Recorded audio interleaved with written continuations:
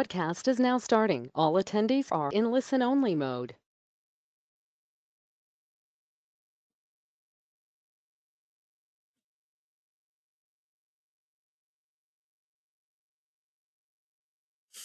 Halo, selamat sore teman-teman sekalian. Apakah suara saya bisa didengar dengan jelas?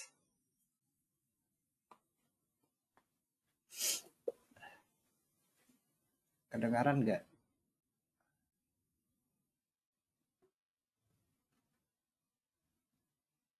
Jelas ya.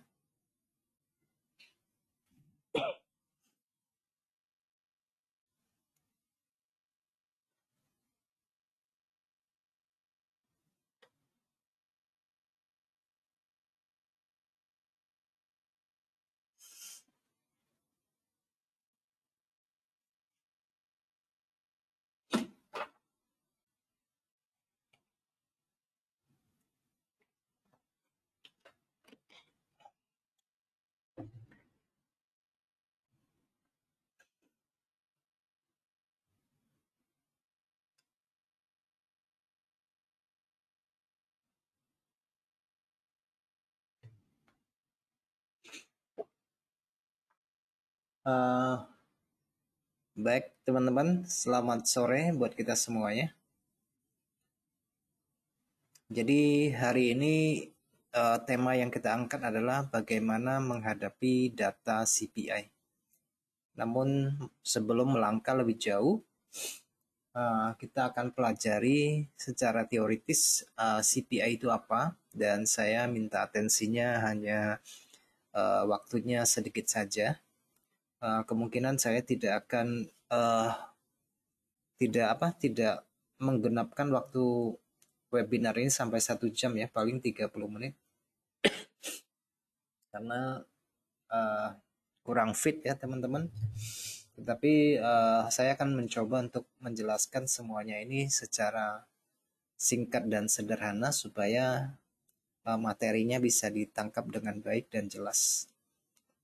Selain saya menyampaikan teorinya hanya sedikit aja, kemudian bagaimana rilis beritanya terhadap pergerakan di pasar valuta asing, juga termasuk bagaimana pengaruhnya terhadap harga emas.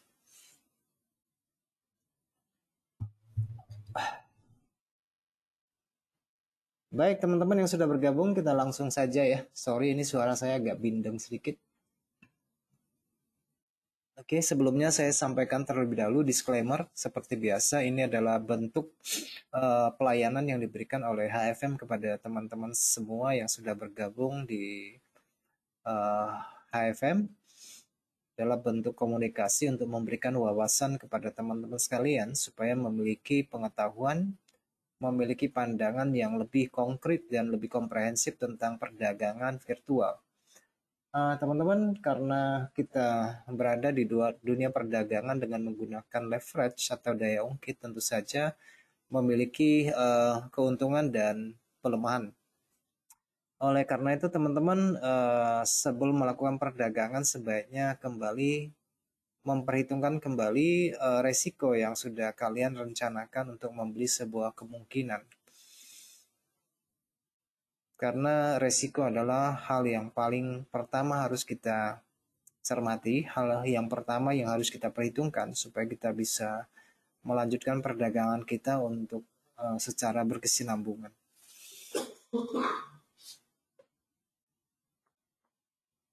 Baik teman-teman, apabila terdapat gangguan selama siaran ini dari saya, entah suaranya entah layarnya juga kurang bisa ditangkap dengan jelas, saya minta atensinya dan kerjasamanya supaya semuanya bisa berlangsung dengan baik. Juga apabila terjadi pada pihak teman-teman, sebaiknya mencermati dan memeriksa lagi line yang digunakan serta perangkat yang digunakan. Oke, teman-teman, tanpa membuang waktu, kita langsung saja. Anda bersama saya, Adi Pangestu, analis dari HFM, akan mencoba untuk menjelaskan materi dasar tentang CPI pada hari ini, dan semoga teman-teman menjadi lebih paham, lebih mengerti, dan bagaimana mengantisipasi di dalam perdagangan ketika terjadi rilis data tersebut. Baik teman-teman sekalian, CPI, CPI atau yang kita kenal dengan indeks harga konsumen ya teman-teman. Biasanya itu disebut sebagai indeks harga konsumen yang dikeluarkan oleh Badan Statistik Nasional ya, BPS biasanya. Jadi indeks harga konsumen ini adalah sebuah indikator yang mengukur perubahan harga barang dan jasa ya. Jadi semua harga baik berupa barang maupun pelayanan jasa, ini perubahannya itu yang dibeli oleh konsumen. Jadi ada terjadi kenaikan harga atau penurunan pada harga barang maupun jasa itu diperkirakan, dihitung nanti ya. Nah, indeks harga konsumen atau CPI biasanya dihitung dalam kurun waktu tertentu. Jadi ada periodenya ya teman-teman. Biasa kalau kita melihat dari kalender ekonomi itu ada durasi untuk 1 bulan pada umumnya ya. Ada yang namanya monthly to monthly, 1 bulan per bulan pada basis bulanan. Jadi itu akan dilaporkan. Kemudian ada yang basis tahunan. Jadi apa yang dilaporkan setiap bulan itu nanti dikalkulasi ke dalam basis tahunan. Ya, basis year of the year. Oke, tapi biasa yang kita simak di dalam perdagangan yang penting buat kita itu adalah laporan pada bulanan ya. Laporan bulanan, tetapi data yang kita lihat itu adalah data tahunan. Basis tahunan, year of the year. Oke, jadi indeks harga konsumen ini biasanya dihitung dalam kurun waktu tertentu, biasanya dalam periode bulanan. Komponen indeks harga konsumen ini biasanya terdiri dari berapa jenis produk dan barang dan jasa ya. Jadi ada barang dan ada jasanya. Nah biasanya ya teman-teman, kenapa ini penting buat kita? Karena perubahan dari CPI ini akan memberikan satu input data yang penting bagi bank sentral dalam menentukan suku bunga mendatang. Oke. Jadi dengan mengetahui consumer price index ini juga kita akan bisa mengetahui berapa kisaran inflasi yang terjadi pada saat ini. Biasanya seperti itu ya, teman-teman.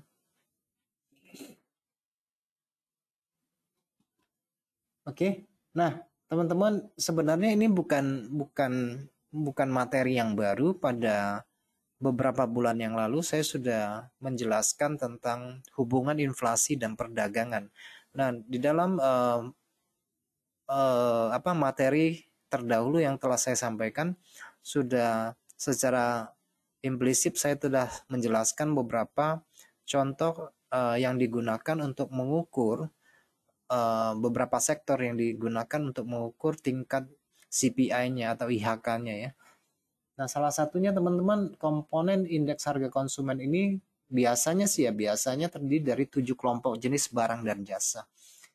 Ya, itu termasuk makanan gitu ya, makanan jadi, kemudian ada rokok, ada tembakau, kemudian ada sandang, ada perumahan, kesehatan, pendidikan, hospitality atau rekreasi dan olahraga, serta transportasi dan komunikasi. Pada beberapa negara bagian ada yang karena mereka kebanyakan daerah dingin mengkonsumsi alkohol, mereka juga memasukkan harga alkohol ke dalam perhitungan CPI mereka. Tetapi di Indonesia tidak diperkirakan karena kita tidak mengkonsumsi alkohol.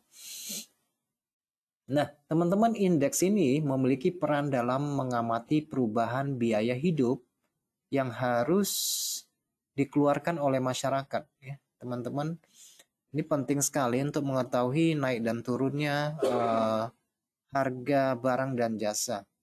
Dengan kata lain, indeks harga konsumen ini adalah alat yang juga mengukur perubahan kemampuan daya beli masyarakat secara merata. Ya, rata-ratanya berapa.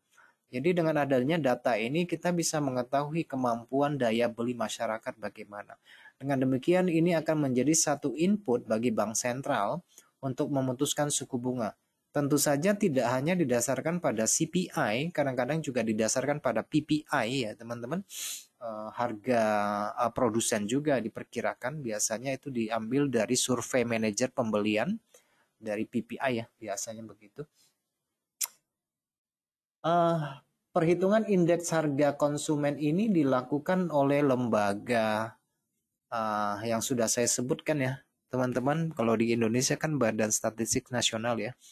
Tapi kalau di beberapa negara mereka juga punya badan yang sama. Misalnya kalau untuk Amerika sendiri yang bisa kita jadikan rujukan biasanya itu dilaporkan oleh Bureau of Labor Statistics atau BLS biasanya. Nah, teman-teman, kenapa ini penting? CPI ini karena data ini sangat penting untuk menandakan pertumbuhan dan pelemahan ekonomi suatu negara.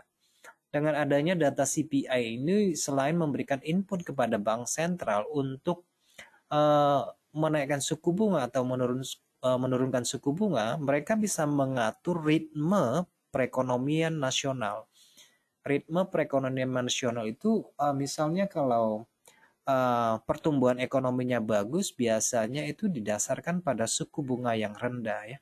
Suku bunga yang rendah itu biasanya memberikan kontribusi bagi pinjaman yang lebih murah hati, yang lebih ringan, sehingga UMKM, perusahaan-perusahaan kecil bisa meminjam modalnya ke bank karena relatif kecil untuk mengembangkan usaha mereka. Hal ini biasanya mendongkrak perekonomian. Tetapi apabila inflasi menjadi lebih tinggi, biasanya itu bank-bank pada menurunkan inflasi yang tinggi itu ya. Inflasi yang tinggi, bank-bank pada menaikkan suku bunga.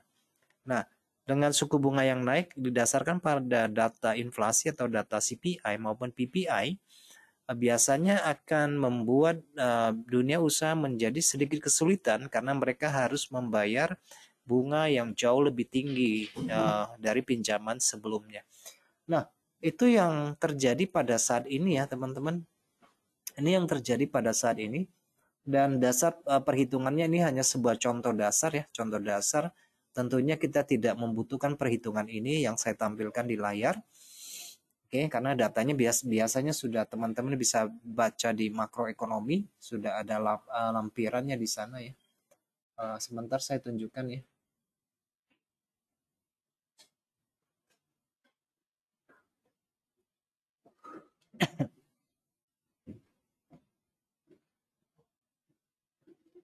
Oke, nah teman-teman biasanya kalau untuk data suatu negara, teman-teman bisa ngecek di Trading Economics misalnya untuk Indonesia misalnya ya. Teman-teman sudah bisa mendapatkan indikatornya. Indikator ekonominya GDP-nya berapa, inflasinya berapa, dan sebagainya. Itu bisa dilihat dari semua sektor yang ada. Nah, karena hari ini kita berbicara tentang inflasi ya, teman-teman nanti tinggal ketik aja CPI Indonesia, nanti sudah bisa dilihat. Ataupun nanti dilihat dari kalender ekonominya biasanya ada ya, tampilannya ada.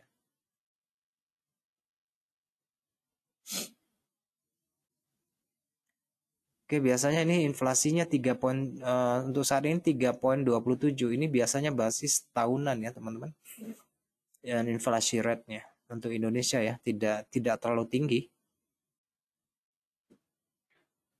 Nah, kenapa saya mengangkat tema ini? Karena besok kita akan mendapati laporan inflasi dari Amerika, dari CPI Amerika ya.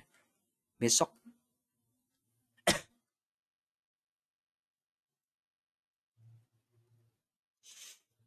Tadinya saya berpikir untuk mengangkat tema ini untuk apa ya? Untuk besok.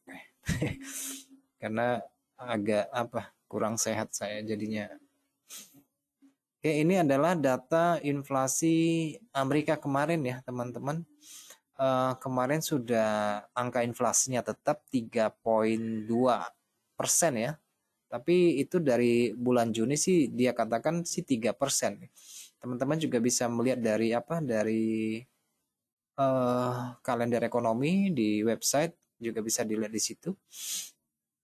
Biasanya di sini ada Ada dijelaskan beberapa produk yang mengalami peningkatan atau mengalami penurunan biasanya.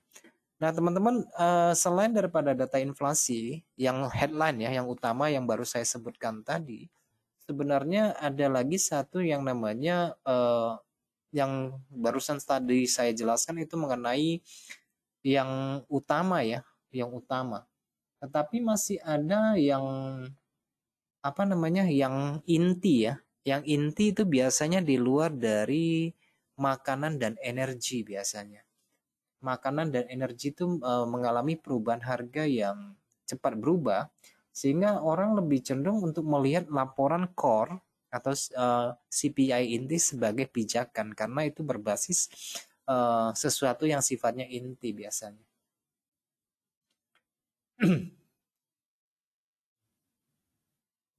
Nah, teman-teman, indeks harga konsumen atau CPI ini tentu saja menjadi indikator yang sangat penting ya untuk perekonomian karena setiap negara memiliki cara hitungnya sendiri ya.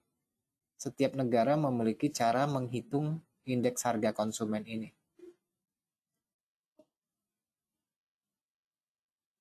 Oke, nah hubungan CPI dengan US dollar misalnya ya. Kita dalam konteks ini berbicara dengan inflasi Amerika dulu ya, karena kita kebanyakan berdagang pada mata uang yang ada hubungannya dengan US dollar dan kita juga berdagang karena menyangkut inflasi biasanya orang mencari lindung nilai di pada aset emas. Biasanya mencari lindung nilai pada emas. Nah, teman-teman ini adalah beberapa hubungan singkat. Jadi hubungan CPI mereka dengan US dollar ya, jika CPI atau PPI meningkat dari bulan sebelumnya, maka mata uang US dollar akan menguat naik. Kenapa dia naik? Biasanya karena ekspektasi untuk kenaikan suku bunga semakin lebih besar persentasenya untuk kenaikan suku bunga. Tapi jika level CPI maupun PPI tetap dari bulan sebelumnya, maka US dollar akan tetap atau tidak berubah dan cenderung lebih statistik.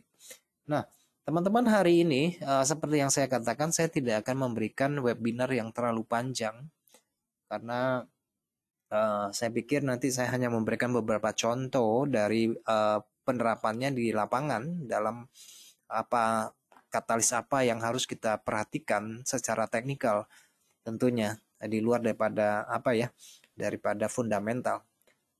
Sebagaimana teman-teman ketahui bahwa CPI Amerika Serikat sudah mengalami penurunan, tetapi masih diperkirakan masih jauh di atas target.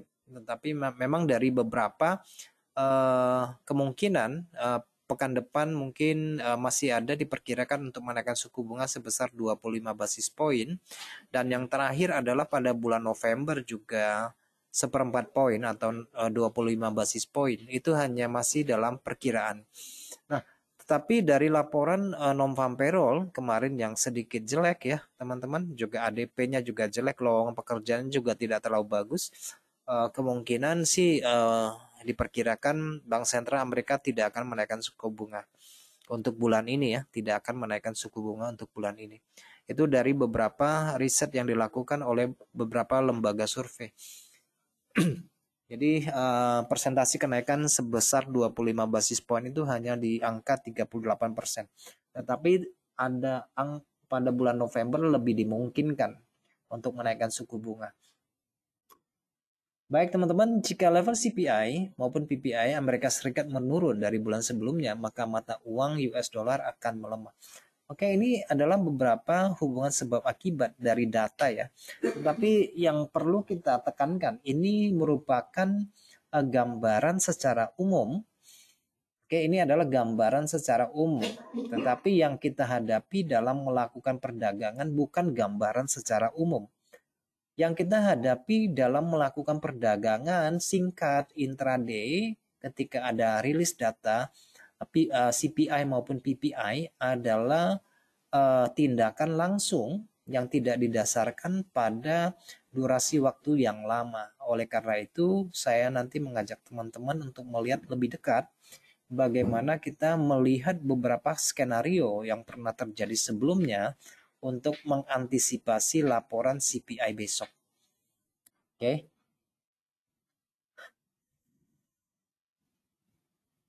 Jadi PPI itu untuk apa ya teman-teman? Untuk konsumen ya. Indikator utama inflasi konsumen ketika produsen mengenakan biaya lebih tinggi. Jadi bukan saja CPI ya teman-teman, PPI itu juga berpengaruh terhadap pergerakan mata uang dolar dan untuk emas juga ya teman-teman.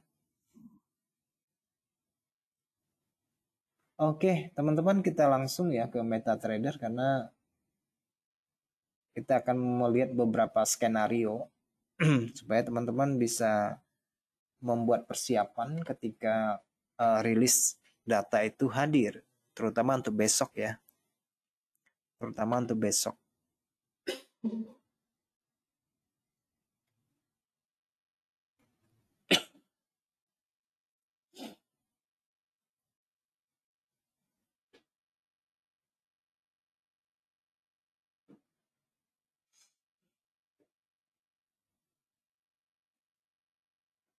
Oke, nah teman-teman yang ada di hadapan teman-teman sekalian ini adalah USD Index. Nah, karena kita berbicara dalam konteks CPI Amerika, saya mencoba pendekatan kepada USD Index terlebih dahulu. Baik, saya tentu saja mengambil beberapa data masa lampau yang dijadikan rujukan ya teman-teman ya.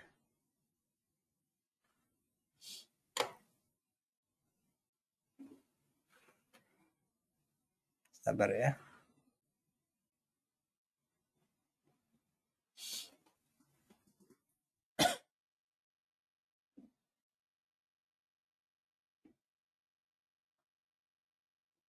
Oke, teman-teman, kita mundur ke belakang sebentar karena besok itu akan melaporkan CPI Amerika, biasanya sih jam 7.30 waktu Indonesia bagian Barat. Saya mundur beberapa bulan ke belakang untuk melihat kemungkinan pergerakan emas, pergerakan dari USD Index. Nah, laporan terakhir yang dilaporkan itu adalah tanggal 10 Agustus. Laporan CPI yang terakhir yang dilaporkan adalah tanggal 10 Agustus. Saya sudah membuat beberapa petanda ya. Nah, ini adalah laporan CPI Amerika yang dilaporkan pada 10 Agustus yang lalu. Oke. Nah, kalau dilihat dari datanya itu sebenarnya data sebelumnya itu adalah 3% ya. Tetapi aktualnya itu naik menjadi 3,2%. 3,2%. Nah, teman-teman, bagaimana kita meninjau secara teknikal terhadap US dollar? Apa saja yang perlu kita perhatikan pada hari itu ya, teman-teman ya, secara khusus pada hari itu. Oke. Nah, ini saya mengajak teman-teman sekalian untuk melihat secara teknikal ya. Nah, ini adalah time frame 1 jam pada tanggal 10 Agustus. Kalau teman-teman perhatikan dari beberapa hari sebelumnya dan mungkin laporan ini dilaporkan pada hari Kamis ya. Tanggal 10 Agustus tuh hari Kamis karena pada tanggal 7 itu adalah hari Senin di sini ya. Ini hari Senin ya. Yang saya kasih garis ini adalah hari Senin. Nah, sementara laporannya itu pada hari Kamis di sini. Nah, tentu saja nanti kita akan melihat komparasinya dengan emas ya nanti. Karena ini data CPI itu berhubungan kuat dengan emas. Nah, teman-teman, sebelum laporan CPI, USD Index itu sudah mengalami penurunan ya. Teman-teman bisa lihat di sini. Sebelum data itu dia sudah break low harga rendah harian. Dia sudah melewati harga rendah harian 1 hari sebelumnya. Jadi teman-teman juga mendapati di sini bahwa harga tingginya juga membuat harga tinggi yang lebih rendah. Oke. Jadi sebelum berita itu dilaporkan pun memang di sini sudah memberikan petunjuk bahwa ini cenderung USD index atau dolar itu cenderung melemah ya sebelum laporan ini. Sebelum laporan ini kebanyakan orang membeli euro USD, membeli pound sterling, juga membeli emas biasanya ya, karena ini dari secara teknikal kita bisa melihat di sini dolar melemah, indeksnya melemah ya, lemah. Sampailah di laporan laporan CPI. Laporan CPI jelek buat dolar dan CPI segera turun ya. Segera turun sampai ke area demand yang bisa teman-teman lihat di sini. Ada candle kecil merah, ada candle putih di sini. Ini merupakan level demand sampai di daerah sini. Ini merupakan supportnya ya teman-teman. Ini merupakan supportnya.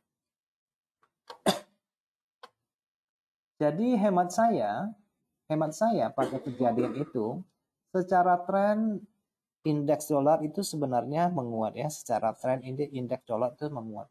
Namun di hari CPI itu kita mendapati bahwa ada secara teknikal di sini indeks dolar cenderung melemah ya, tetapi secara tren dia itu masih tren naik.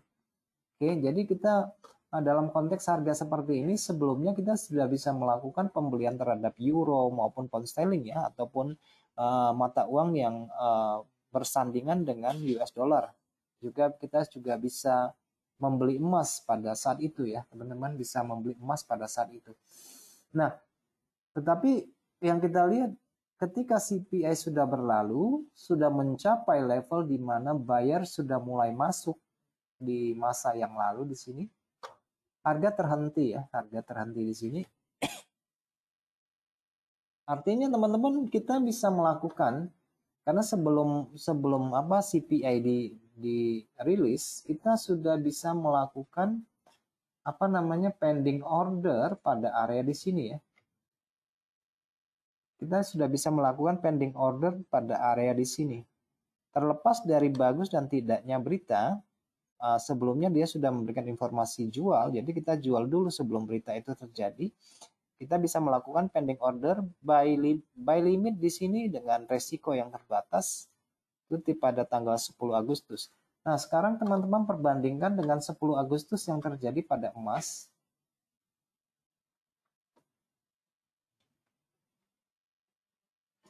Kita hanya melihat beberapa kasus saja ya untuk mendapatkan beberapa input penting yang bisa kita gunakan pada hari esok. Oke, teman-teman pada tanggal 10 Agustus, sebagaimana dengan emas, teman-teman lihat sebelum laporan CPI dikeluarkan, informasi 1 jam terutama di sini, informasi 1 jam terutama di sini ada membentuk pola equilibrium dan kemudian ada candle merah rejection, kemudian ada candle pembawa arah. Jadi sebelum berita itu keluar kita sudah bisa melakukan pembelian pada area di sini. Oke, area di sini. Dan sementara untuk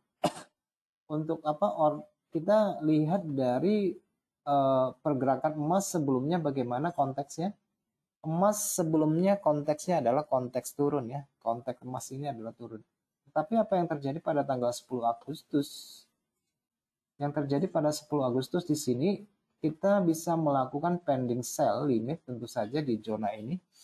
Ini merupakan area supply ya, area supply.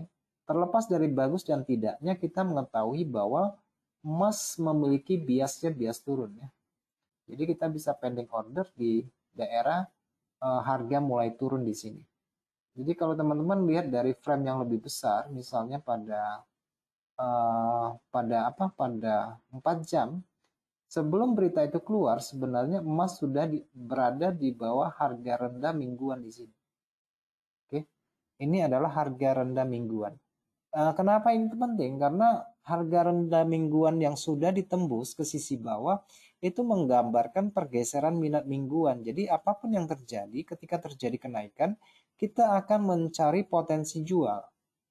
Kita akan mencari potensi jual, bukan mencari potensi beli. Nah, sementara pada intraday yang di 1 jam, kita bisa melakukan pembelian sebelum ada event tersebut, itu dilakukan sebagai pembelian spekulatif. Artinya pembelian yang kita lakukan di sini adalah pembelian untuk counter trend, bukan untuk ditahan yang berlama-lama, karena memang ada signal membeli pada zona ini sebagai intraday. Tetapi sebagai seorang swinger, teman-teman akan cenderung memperhatikan pergerakan harga dari sebelumnya. Ini lebih cenderung memberikan gagasan untuk menjual daripada membeli ya. Jadi bedakan kepentingan yang intraday dengan yang swing. Ini mungkin agak tarut marut ya chartnya. Kita lihat chart yang bersih ya. 10 Agustus tadi ya. Ini 10 Agustus ya teman-teman. Nah, kalau teman-teman ngecek lagi pada periode yang lebih besar, misalnya di tanggal 10 Agustus tadi ya. 10 Agustus tadi. Nah, sebelum laporan CPI, teman-teman 3 hari sebelumnya sudah turun ya. 3 hari itu sudah turun. Dan harga rendah ini adalah harga rendah mingguan yang dia break ya. Jadi ini laporannya pada hari Kamis. Kamis ini hari Senin, Selasa, Rabu, Kamis. Jadi Senin, Selasa, Rabu itu sudah turun. Dan harga sudah di bawah harga rendah mingguan. Jadi kita lebih fokus mencari pola jual daripada mencari pola beli. Nah, kalau pada time frame 1 jam, mungkin teman-teman bisa menangkap bahwa kenaikan tersebut pada tanggal 10 Agustus itu tertahan pada zona supply ya. Tertahan pada zona supply di 1 menit di 1 jam, kisaran harga supply yang ada di sini, di mana kita melihat ada equilibrium yang terbentuk dari padatnya harga ya di sini. Equilibrium padatnya harga di sini. Oke, ini merupakan zona untuk menjual dilakukan di sini. Oke, itu pada tanggal 10 Agustus. Saya punya datanya yang sudah saya buat sebenarnya. Ini data dari CPI yang sudah saya buat sebelum-sebelumnya. Beberapa tindakan harga yang bisa kita tangkap sebelum laporan itu terjadi, apa yang kita harus lakukan, di mana kita PO, di mana kita harus masuk posisi pada tanggal 10 Agustus ya. Kemudian ada tanggal 12 Juli. Di 12 Juli, teman-teman, 12 Juli. Nah, 12 Juli ini laporannya itu CPI sebelumnya tuh 4%, kemudian dia turun menjadi 3%. Oke, secara tren indeks mengalami penurunan ya. Secara indeks mengalami penurunan. Indeksnya mengalami penurunan, berarti tentu saja ini bagus buat emas ya. Bagus untuk emas di tanggal 12 Juli ya. 12 Juli ini biasnya bias turun untuk indeks, cenderung ke sisi bawah. Kita hanya melihat dari time frame 1 jam. Nah, bagaimana dengan tanggal 12 Juli pada emas? 12 Juli pada emas. Oke, ini data yang sudah saya berikan kepada teman-teman pada beberapa sesi sebelumnya. Oke, indeksnya menurun dengan kuat ya, tetapi yang bisa kita baca dari perubahan harga emas adalah yang pertama, bahwa sebelum data itu keluar, harga ini sudah melampaui beberapa parameter harga tinggi harian yang ada di sini. Yang ada di sini ini merupakan harga tinggi harian yang sudah terjadi pergeseran minat. Artinya orang lebih cenderung membeli daripada menjual emas. Oke, ini adalah harga tinggi mingguan yang dia break. Ini harga tinggi harian yang dia break. Di sebelum 1 hari laporan itu selesai, harga juga sudah break harga tinggi harian dan cenderung memberikan bias naik, sehingga ketika pada saat itu berita bagus atau tidak bagus, kita menangkap satu kesan teknis bahwa harga cenderung membentuk bias ke sisi atas, sehingga kesempatan ini bisa kita manfaatkan untuk membeli. Oke, kesempatan itu bisa kita gunakan untuk membeli karena biasanya informasi itu sudah diserap secara teknikal. Oke teman-teman, informasi biasanya sudah diserap secara teknikal. Oke, saya memberikan satu contoh lagi pada tanggal 13 13 13 Juni ya, 13 Juni. 13 Juni, 13 Juni ya. Oke.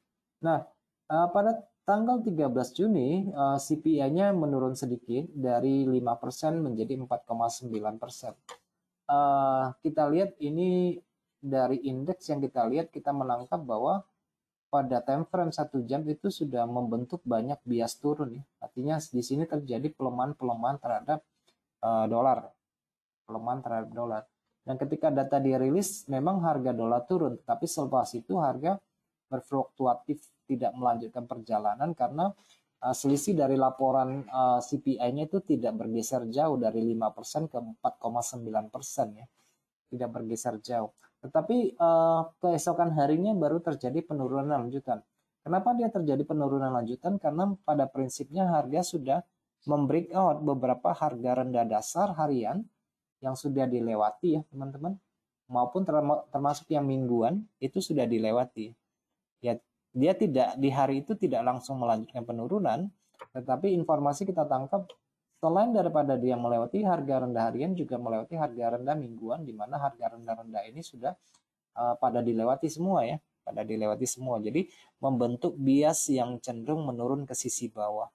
Nah, tentu saja hal ini akan menguntungkan emas. Oke, kita pergi ke tanggal 13 Juni untuk emas. Teman-teman bisa lihat di 13 Juni. 13 Juni untuk emas. Iya, ini ya. 13 Juni untuk emas. Teman-teman bisa lihat di sini, ini laporan CPI-nya ya. Laporan CPI-nya tadi dolarnya turun ya. Dolarnya turun di hari itu juga. Nah, teman-teman lihat nggak dari perumpamaan dari beberapa kejadian yang sudah berlalu di masa lalu di sini. Sebelum laporan CPI itu, teman-teman lihat harga sudah mengalami sideways terus-menerus ya, sideways terus-menerus. Bahkan sebelum laporan CPI, harga sudah pernah turun ya, pernah turun ke bawah, kemudian harga coba naik. Tapi kalau teman-teman lihat pada frame yang lebih besar, ini merupakan rentetan dari penurunan harga emas sebelumnya ya. Jadi sebelumnya sudah turun, ya udah miring-miringnya ke bawah. Jadi minat jualnya sudah lebih besar dibandingkan minat belinya ya. Minat jualnya itu lebih besar sehingga apapun yang terjadi kita cenderung akan mengambil posisi jual. Pada waktu itu ya, lebih cenderung ambil posisi jual. Karena harga sudah mencapai ATH yang baru pertama, kemudian harga secara daily dia sudah break. Ini terlalu padat ini. Daerah sini ya, harga secara struktur dia sudah breakout harga mingguan di sini ya, di sini sudah breakout ya. Jadi ini merupakan harga dasar yang ada di sini. Jadi pada hari itu, pada tanggal bulan Juni tersebut, teman-teman bisa melihat struktur harganya sebelum laporan CPI memang sempat tendang ke atas ya. Dimana kita punya landasan PO di sini, PO di sini 2 level di sini. Kita bisa lakukan sell limit 2 level di sini. Nah, baik teman-teman, itu beberapa data yang saya sajikan. Nah, sekarang kita melihat kepada emas hari ini. Karena besok itu kan laporan CPI ya. Besok laporan CPI. Nah, informasi apa yang kita dapat? Emas sementara membentuk bias ke sisi bawah. Oke, emas membentuk ke sisi bawah dan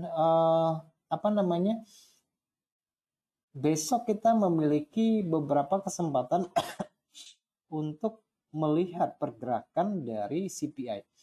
Nah, untuk saat ini mungkin ya emas bisa bertahan pada level yang ada di sini. Beberapa support minor yang ada di sini, kalau dia melanjutkan penurunan bisa bertahan pada level support yang ada di sini.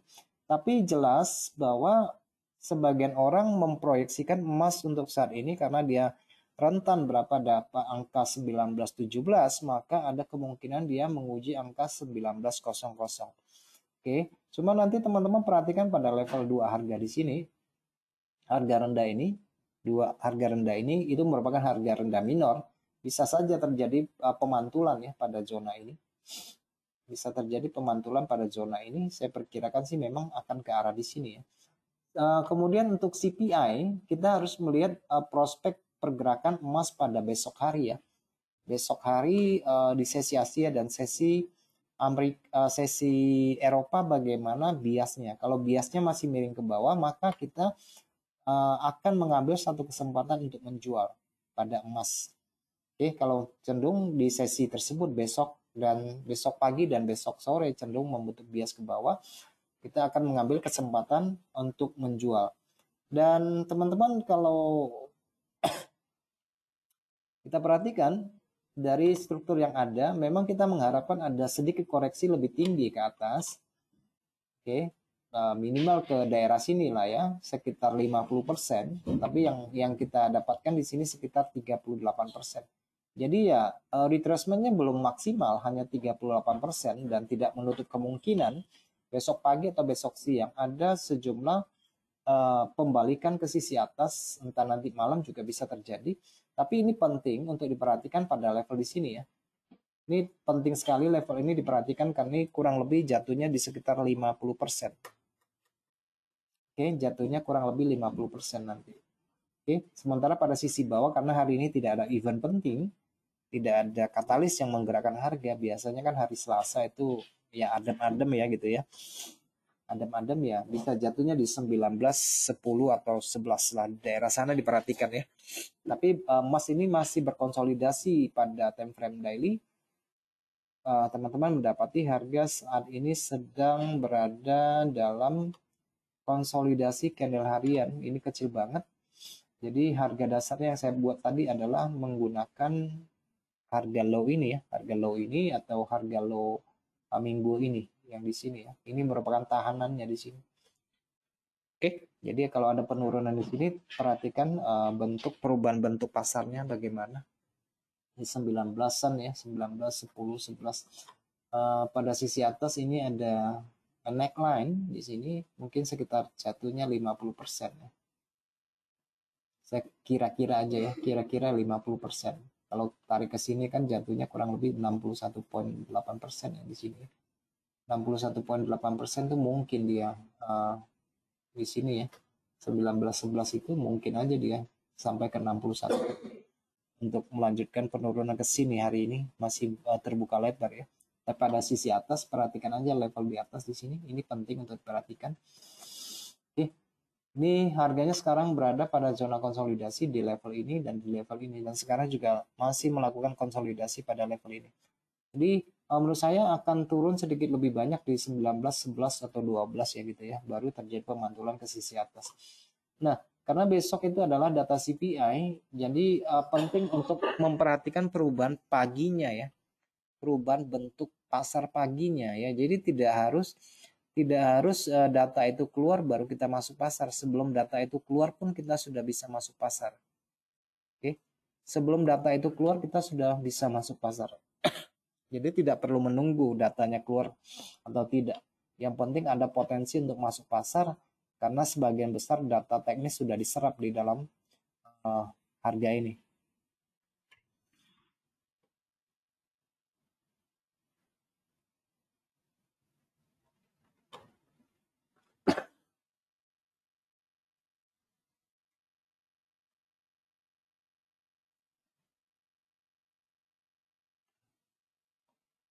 Oke, teman-teman, saya pikir sampai di sini dulu ya webinar kita hari ini. Maaf, saya nggak bisa full hari ini karena memang ada gangguan kesehatan. Oke, kita mudah-mudahan saya cepat pulih. Nanti kita akan berjumpa lagi di hari Kamis untuk membahas manajemen lot di hari Kamis nanti ya. Oke.